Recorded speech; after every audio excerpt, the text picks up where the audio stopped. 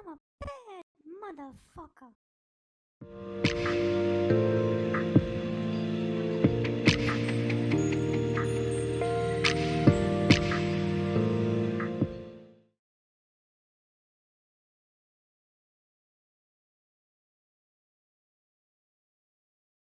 This is Russell Dobular back in beautiful and sunny downtown Los Angeles. Not really, close to downtown.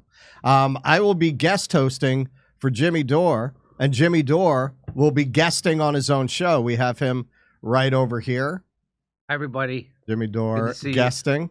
And my my regular companion, Keaton Weiss, is here hanging. How you doing, Keaton?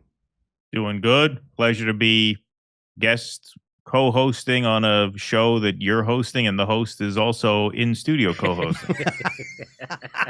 Great arrangement we got going here. It's the night of 1,000 hosts. Yeah. So you might notice I'm wearing my Vega for Congress shirt. Me and Keaton went out this weekend and petitioned down in the South Bronx. We had a good time out there. We ran into some Kennedy people. We, they had a good sense of humor.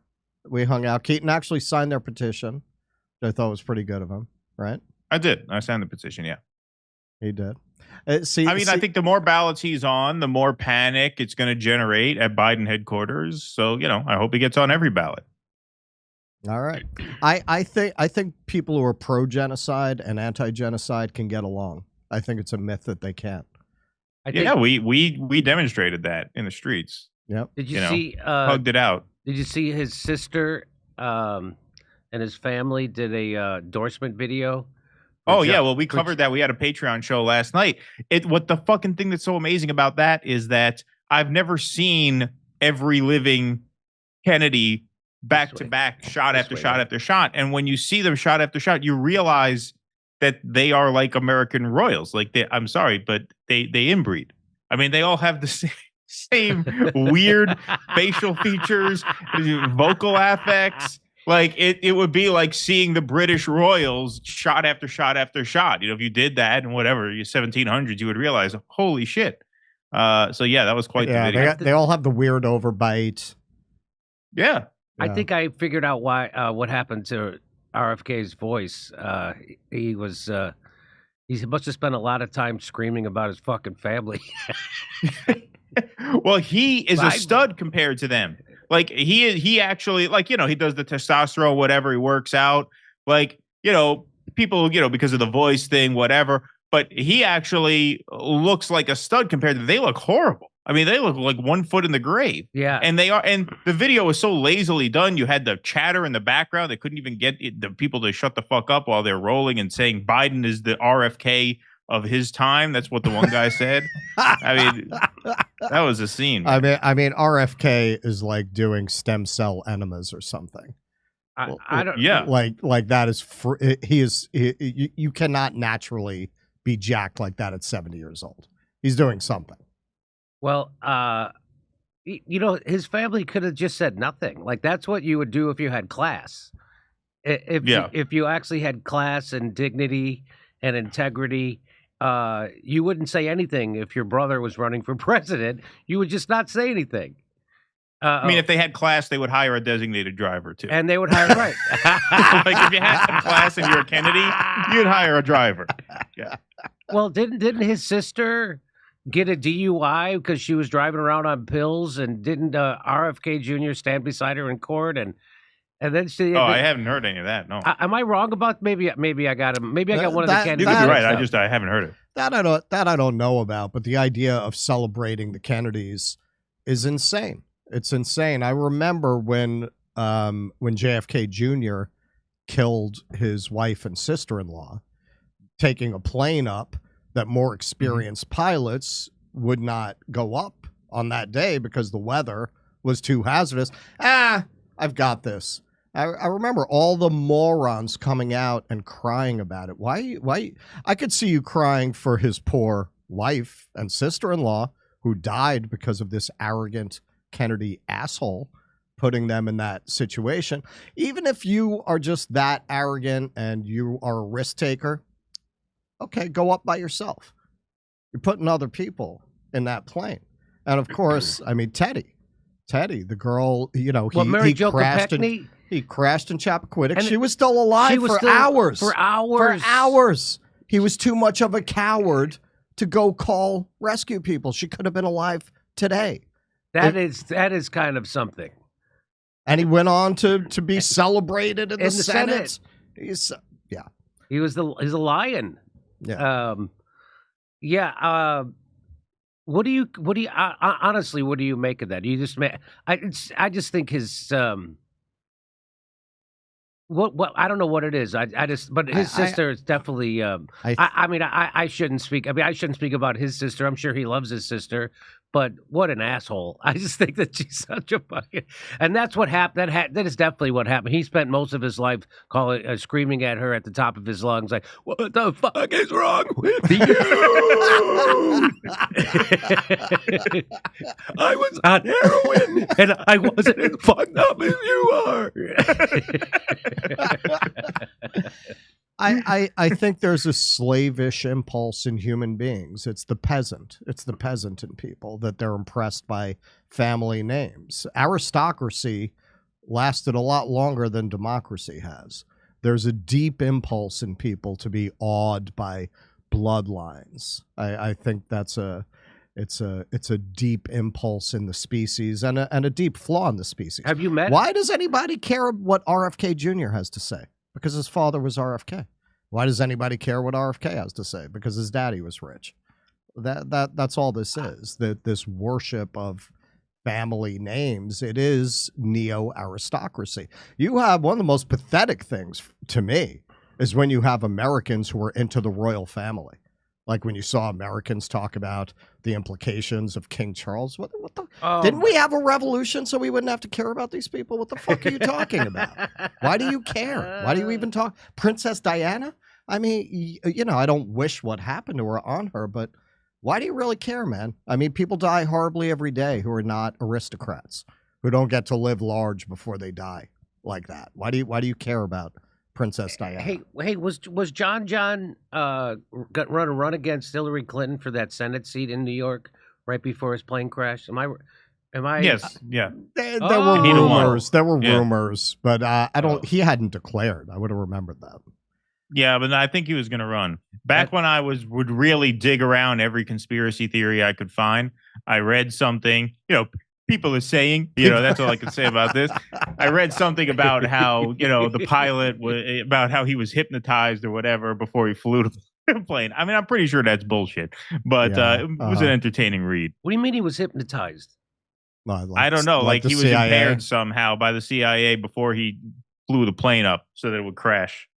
I mean, it'd probably be easier just to sabotage the plane than to hypnotize the pilot. That's why I don't really believe that one. But hey, anything's possible. I bet they. I wouldn't doubt that that's like a deal they do all the time. Send Mikey over a pizza, which means hypnotize him so he crashes his plane. Yeah, they probably would have whacked him anyway. They just luck would have it the plane crashed. That's like when Tony's sister shoots the guy that they're about to whack. What was it, Richie Aprile? Right? Where they're going to whack him, and turns out he gets into a fight with Tony's sister, and Tony's sister shoots him. It was one of those happy accidents. She killed him anyway. I mean, I don't see why they would have killed him though, because if you look back, he was a waste of space. Like he would have beaten her. Anybody would have beaten her. He was a prince. She can't win an election. Everybody loved him because he was this prince. Yeah, but if Hillary wanted the Senate seat and he was going to run, he'd have won. He'd have beat her. I mean, Hillary Clinton has... She can't win anything. Probably. She can't win anything. Yeah. Hillary Clinton has people whacked just to relax. That's how she relaxes. Did he meet with an untimely end?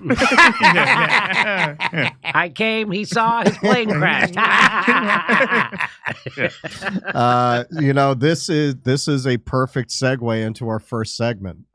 Our very first segment is now Tucker made a lot of news in his conversation with Joe Rogan, which, like all conversations on Joe Rogan, was quite freewheeling. But the thing that probably the most interesting thing he talked about was his contention that the people in Congress are terrified of the intelligence agencies. which Rogan was quite interested in. So let's take a look at what he said. Members of Congress are terrified of the intel agencies. I'm not guessing at that. They've told me that, including people on the Intel Committee, including people who run the Intel Committee, the people whose job it is to oversee and keep in line these enormous secretive agencies whose budgets we can't even know. They're black budgets. It's racist. The parents, the agencies are the children. They're afraid of the agencies. That's not compatible with democracy. Democracy is a really simple system, even representative democracy like ours. The people rule. They do so through elections. They express their preference through voting. They send their people to the capital city to run the government on their behalf. Whenever you have unelected people who are not accountable to anyone making the biggest decisions, you don't have a democracy. You have something else, another system. I would call it a tyranny or whatever you want to call it. It's not a democracy. So that's like super obvious. It's playing out in front of everyone and no one cares and no one does anything about it. And I think the reason is because they're threatened. And if you look at the committee chairmen who allow this shit to happen year after year, they're all, and I don't know, people say, oh, they're compromised or being blackmailed or whatever. I don't have evidence of that, but I know them and they all have things to hide. I know that for a fact. And so it's not a stretch of imagination to imagine that, you know, some committee chairman who's allowing warrantless spying on Americans to continue or whatever abuse they're allowing, knowing fully or hiding the truth about UAPs, ignoring the UAP Disclosure Act of 2023. Like, why are they doing that? It's not impossible to imagine that some guy with a drinking problem or a weird sex life, and that's very common up there, that's why they're doing it. Because they don't want to be exposed. I don't have evidence of that. I don't have proof of that. Right. But that's not a crazy thing to assume that could be happening. And I said to somebody, a very powerful person, the other day in a conversation in my kitchen, an elected official, holds a really senior position, a very famous person. I was going crazy. I was so mad about all this stuff and about the warrantless spying and about the funding for these insane wars. And I said to the guy who serves in one of the legislative bodies, I got so mad my dogs were afraid. They're like, well, why are you yelling? Because I don't yell at home. But I was like, all these people are controlled. They're all, you know, got weird sex lives and all these things are hiding and they're being blackmailed by the intel agencies. And he said, and I'm quoting, I know. It was like, okay, so at this point we're just sort of admitting that's real? Like why do we allow that to continue? Right. Now, the reason I put this at the top is I want you to think about this for the next several stories we go through, because if you wonder, what happened to Mike Johnson? Well, this is a pretty good explanation. Yeah. So did we. Mike Johnson had one meeting with the CIA and he completely flipped. And he completely flipped everything he had said. Right? Yeah. It's not worth his life, or it's not worth whatever he did behind the junior high school there, of which we have no knowledge. Bill Hicks used to have a bit where he said, I think whenever a new president gets elected, they bring him into a room and they start the projector and they show him a view of the Kennedy assassination from a view we've never seen before. Yeah. And then they just stop and they go, any questions? And he's like, no, I got it. That was a stupid joke too. And now I can't believe it's not accurate to real life it is. Yes. Well, it's not even a joke. Have you seen the Octopus Murders on No, I was on about Netflix? To watch that. Okay, so that is a very interesting documentary about a reporter who investigated this conspiracy and links between the intelligence agencies and Wackenhut, a corporation that does private security. They're basically like the modern Pinkertons, and murders and assassinations. Also. Wasn't that the first private prisons that got approved? Was Wackenhut? That was Were they the first? Were they the first? Because all the rappers now, they do run private prisons. They put a directive out that we're going to make the rap when in the 90s, when NWA came out, they owned the private prisons. So they made sure to make the rap gangster rap. It changed overnight. Remember that? Yeah. That was on purpose. Ice Cube was saying it to Bill Maher, and Bill Maher's like, "Oh, come on!" Like Bill Maher trying to explain to Bill Maher, it gets into all that, and they actually interviewed somebody who literally they weren't a politician, they were in intelligence or something. I can't remember exactly what. They claimed that film exists, and they were shown that film. What film? that they were shown a film of the JFK assassination from a completely different angle that is not shown to the public. Who claims this? It was in the documentary. Keaton, did you watch that documentary? Did you watch it? But it was referenced to. Didn't Judge Napolitano? I think she was in the something? intelligence services. Yeah. The Judge Napolitano thing. Right. And Rogan said to me about Trump saying, if you saw what I saw, you wouldn't release it either. I would. Right, exactly, So that's the film recommendation. Check out the Octopus Murders on Netflix. Very interesting. So these are some of the people on the U.S. Senate Committee on Intelligence. Mark Warner, Mark Rubio. You got Ron Wyden there. Bunch of people where you got to wonder why they vote. And Tucker was very timely because this really sheds a light on a lot of what happened in Congress this week. Now, some of you might remember Chuck Schumer saying the soft part out loud a few years back on the Rachel Maddow show. You see, once in a while, it's very hard to be a 24-hour-a-day liar. Once in a while, these people tell the truth by accident without realizing that they're giving away the game. That's what's called a gaffe. Take on the intelligence community. Yes. They have 6 ways from Sunday at getting back at you. So even for a practical, supposedly hard-nosed businessman, he's being really dumb to do this. What do you think the intelligence community would do if they were motivated? I don't know, but from what I am told, they are very upset with how he has treated them and talked about them. If Rachel Maddow were a journalist in any meaningful sense of the word, that conversation would have gone in a completely different direction.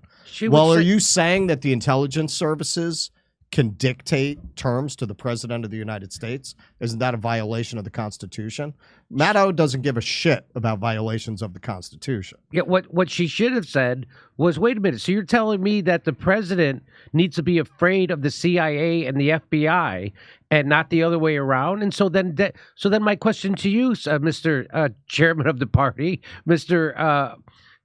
Speaker, Senate, whatever the fuck his title is, the Democratic leader in the Senate. Yeah. My question to you is, who does the CIA and the FBI work for? If they don't work for the president, who do they work for? If the president has to be afraid of them, who are they afraid of? You don't know what they do. He just said, I don't know what they do, but I've heard they have. You're not in on it? Where you get to know how they handle. They just do whatever the hell they want. That's right. Well, at the beginning of the interview, at the beginning of that Tucker interview, say again, Keaton.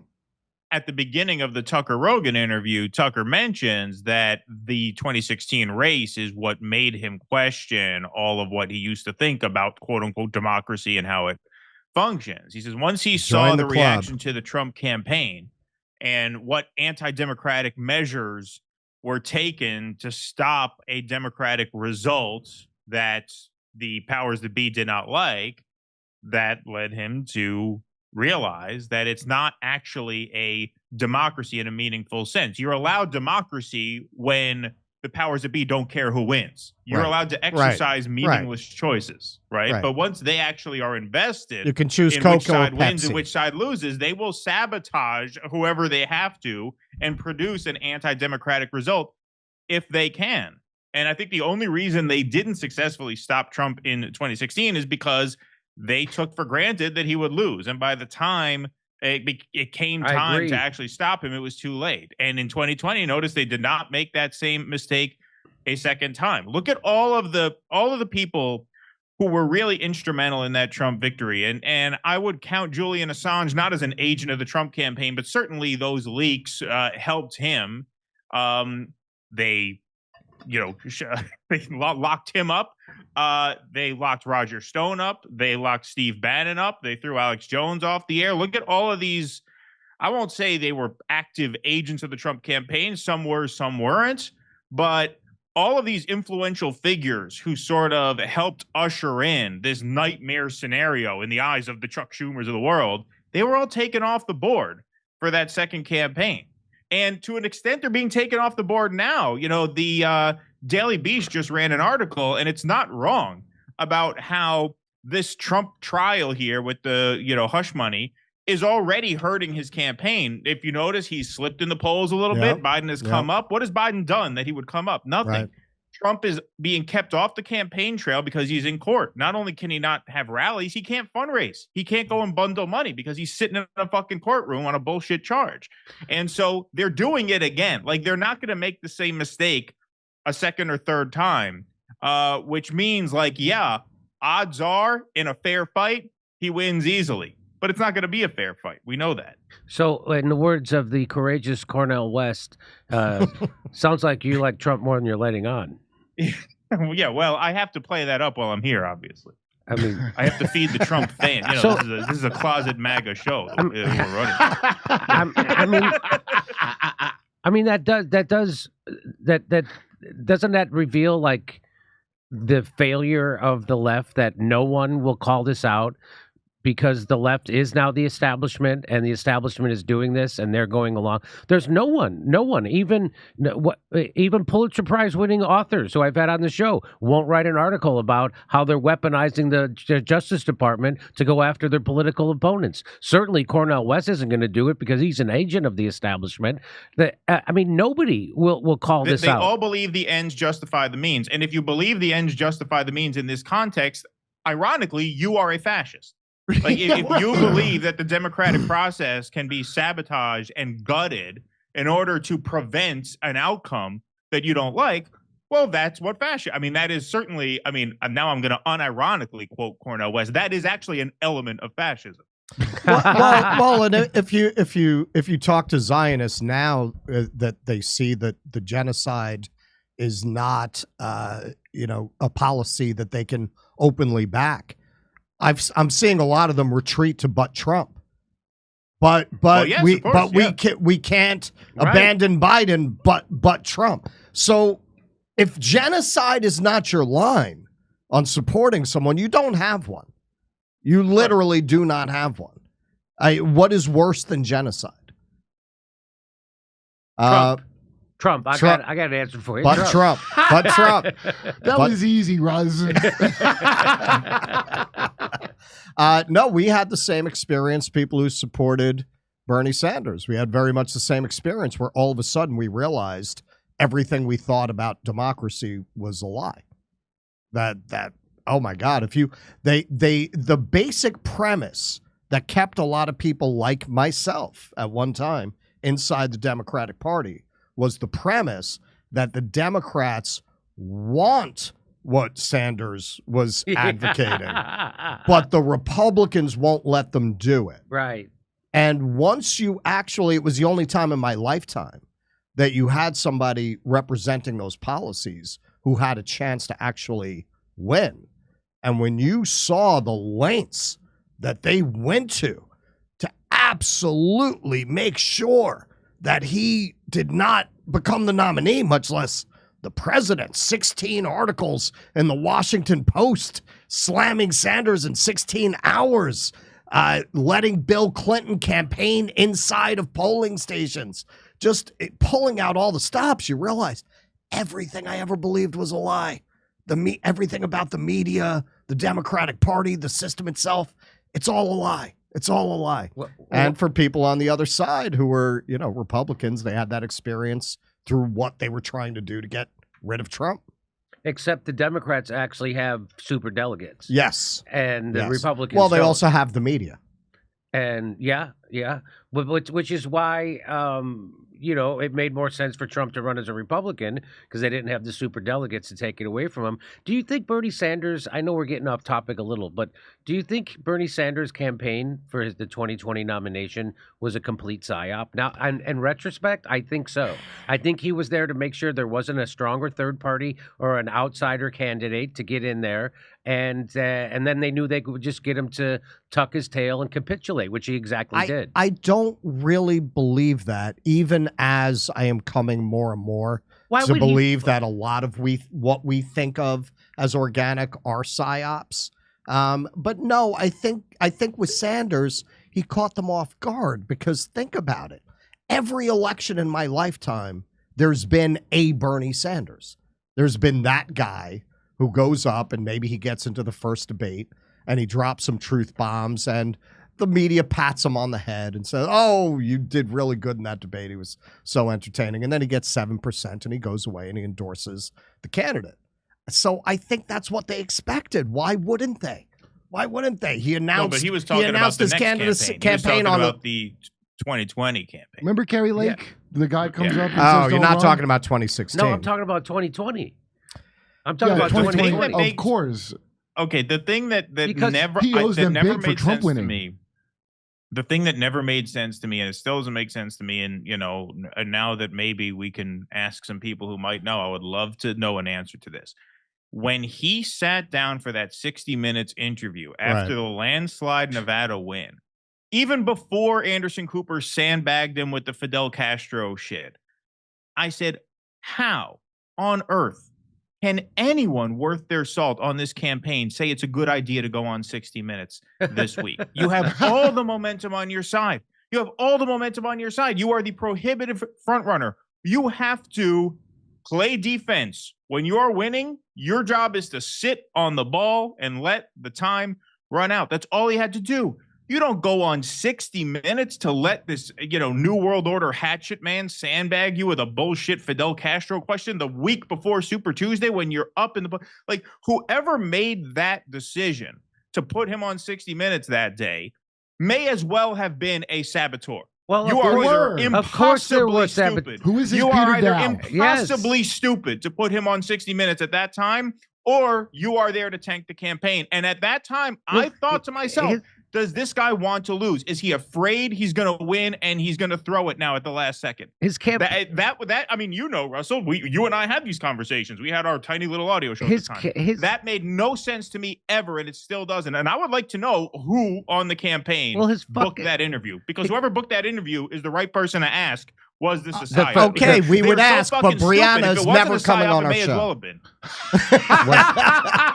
So, I mean, Bernie Sanders' campaign manager, where did he come from, Keaton? He came from the Center He for sold American comic books. fucking Progress. That's where he came from. Oh, the other guy, right? The other guy, Yeah, right. Faz Shakir. The other guy sold comic books, but then he wasn't the manager the second time. Oh, Jeff Weaver. I'm talking about Faz Shakir. That's right. He came right from the Center for American Progress. I mean, do you remember right before the big debate, Bernie Sanders did a rally somewhere, and there was like 10,000 people, and his microphone didn't work. And so he had to scream for a fucking hour and a half. And so when he showed up at the debate, his voice was all shot. Oh, is that why his voice was shot? Yeah, yes. And it's like, really? You guys you raised $100 million?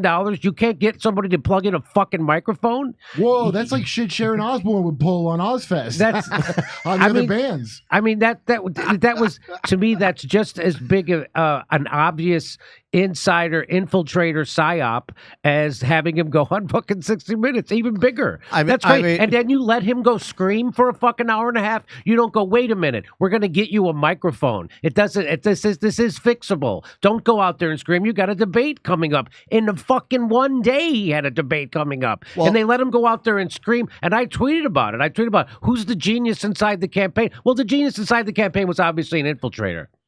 Yeah, 2020, I would entertain that more. 2016, I honestly think they never saw it coming.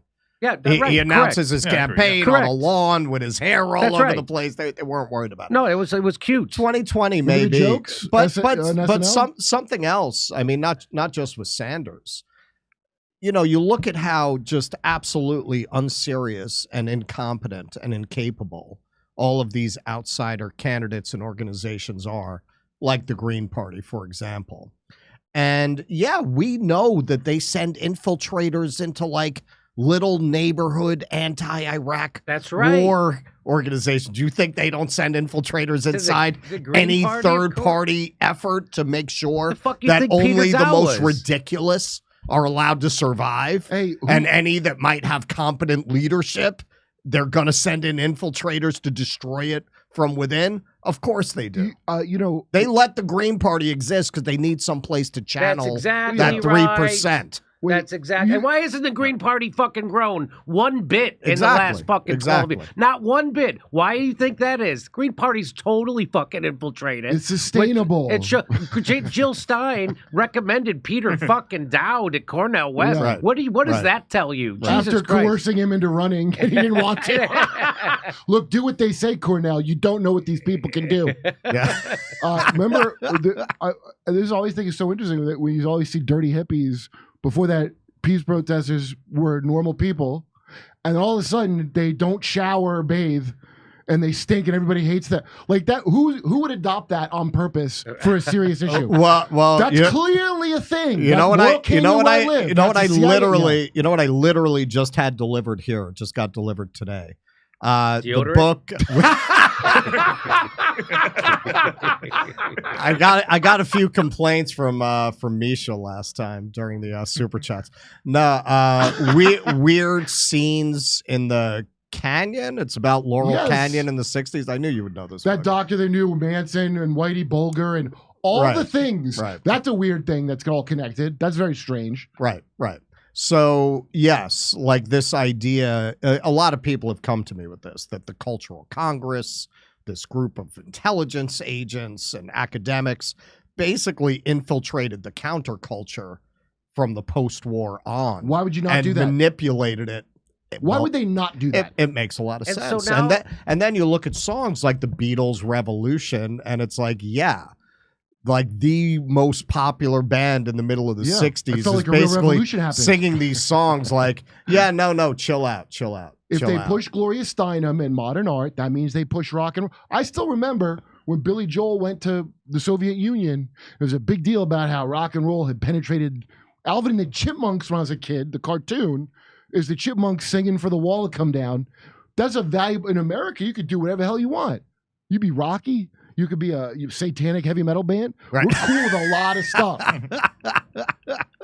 Well, and this is something worth doing a segment on as well. All of these movies that you see and video games that you play, Call of Duty and these Marvel movies, they're all made with the approval of the Defense Department. That's how they get access to military bases, they get tanks, they get helicopters, and they get. It's not to recruit even. It's to let. I remember playing them when they came out. Okay, and they would have quotes about all the quotes are these famous quotes about the inevitability of war. So even if you're some fat fuck that ain't going to be able to pass a physical, you're still going to support the guy that can because you're like, what are you going to do? Right. It is what it is. That's how. Israel survives on that. Well, that's how. I went to Arlington a few years back as like tour guide training when I was still a tour guide, and I hadn't been there since I was a little kid. And the way it struck me was really as war propaganda. Like that's why it's not out of respect for the veterans, and I'm not disrespecting the veterans buried there, but they're being used for propaganda purposes. That's how Arlington struck me. It struck me they build these big memorials to the war dead so that they can create more war dead. Oh, look how glorious and dignified and yes, and so then you'll sign up, right? You know that the one Vietnam monument with all the names. I was watching some vet talk about it, and I didn't even realize this until I was watching this guy talk about it. Was they had buddies who they couldn't find that got killed, and there's no internet or anything. You can't look anybody up. Right. So they had no idea if friends of theirs were alive or dead for that whole time until they could go look up the name on the thing. Wow. Yeah. That's interesting. And I wouldn't have thought that because I wasn't there, Right. All right. We had better move on. This is a fun freewheeling discussion. But we have more segments to do. So Misha, to you. Oh, let's go to a break. To a break.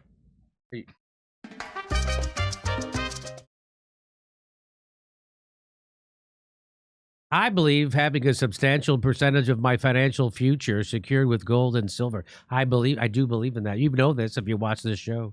That's why I decided to partner with our sponsor, Colonial Metals Group. They helped me set up a safe and secure self-directed IRA where I have access to my assets no matter what the stock market, or for that matter, what the government is doing. Let the team of experts at Colonial Metals Group help you protect your family's future. We put together a special offer for our audience. Listen to this offer. Click on the link in the description below or call the special 800 number, which is 888-910-1419, and you'll receive a safe. You're going to get a safe and up to 10 grand in free silver. They say up to. I want to know how much that is going to be. So call 888-910-1419, 888-910-1419, and let a team of experts at Colonial Metals help you protect your family's future.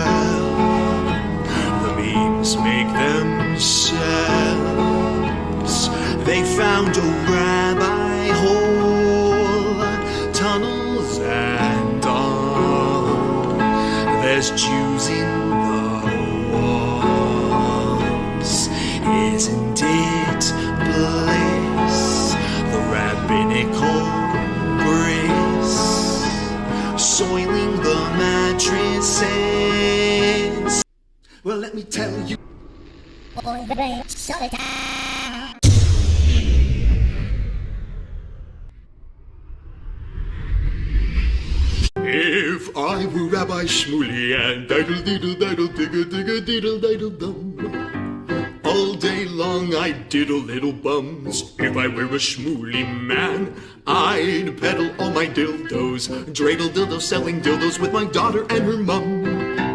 If I were a Jewish Shmuley man, I'd be digging with a dildo in my bum. I'd wear a grotesque nose and go grab some goyim right on the nipple with a pinch. A Shabbos lap dance brace for the youngest mensch. On a scale of 1 to 10, how much do you hate shitty coffee? I, for one, really hate shitty coffee, which is why I'm excited to introduce to you a company that's revolting against shitty coffee, and it's called the 1775 Coffee Company. Now, I haven't had it yet because I only drink decaf. Steph has had it. Steph, how do you like it? I really like it. You know what? I have a French press, and so I've been using my French press and totally enjoying it. It's delicious. It's smooth. It's smooth. So 1775, the world awake. In 1775, the world awakened to a new era.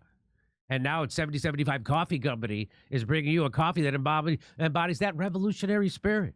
Crafted with passion and precision, our beans are ethically and exclusively sourced from the finest coffee beans farms of Bolivia. Didn't know that. 1775 Coffee Company's farm-to-cup journey ensures the highest quality of authenticity and sustainability from start to finish. With each sip, your palate will recognize and appreciate the dedication and passion that goes into crafting this single-sourced brew.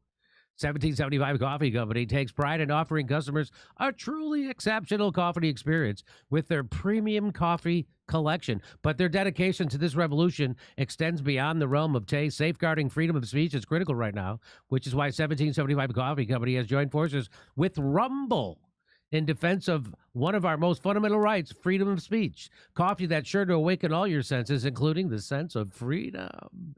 So choose 1775 Coffee by going to 1775coffee.com/litter. That's LITTER, and use the code LITTER for 10% off the checkout on your first order. 1775 coffee, brewed to perfection, crafted with revolution.